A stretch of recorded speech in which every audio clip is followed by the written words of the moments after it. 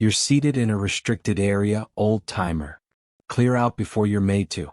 A finely dressed patron sneered, his grin unhidden as snickers spread through the dining hall. The aged man, slightly bent in a tattered service coat, remained quiet. He reached for the table's butter knife with unsteady hands, as if the jab hadn't reached him. The event hummed with clinking goblets and forced chatter. But at table 7 the atmosphere grew tense. Heads swiveled. Some chuckled. A lady whispered, "He probably stumbled in by error." Another voice muttered, "That coat looks like Cold War surplus." The room brimmed with adorned commanders, elite operatives and capital insiders. No one recognized the fragile man with the battle-worn face and service cap that seemed to carry scars of its own. A junior officer stood, clearly irked. "You heard him. Move on before you shame yourself." Then the old man rose slowly, took a deep breath and turned to them. His eyes, clouded by years, still held a piercing, deadly glint. He said nothing. He didn't need to. A sharp scrape of chairs echoed. 7 men, built like strongholds, in dark gray shirts marked with commando badges, stood as one from a nearby table. All eyes fixed on them. These weren't ordinary men. They were emerging legends, fighters who thrived in war zones. Yet now they stood rigid, facing the old man. One stepped forward, his tone calm and deferential. "Permission to address you properly, Senior Chief." The dining hall went silent. Goblets were set down gently. Spoons halted midair. A gasp broke through.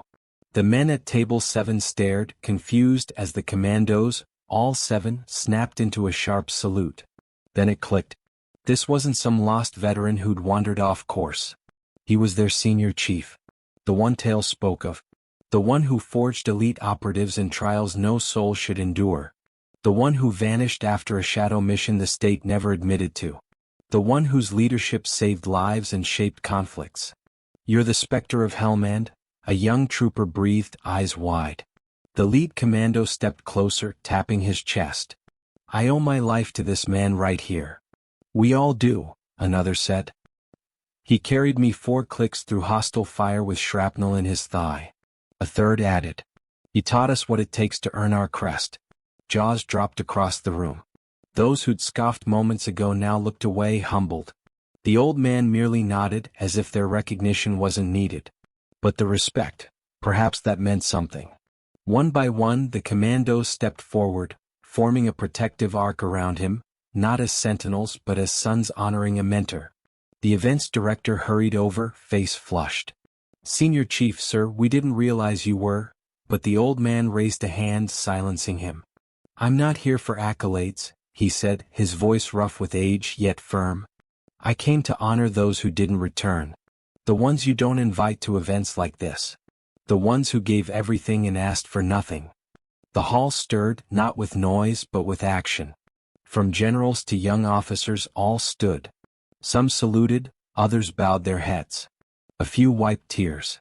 No one made another quip. No one dared. And the men who'd thought they owned the room? They sank into their seats, eyes lowered.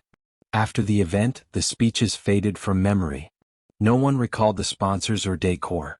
All anyone spoke of was the moment the senior chief entered, and 7 commandos rose like a fortress of honor around him.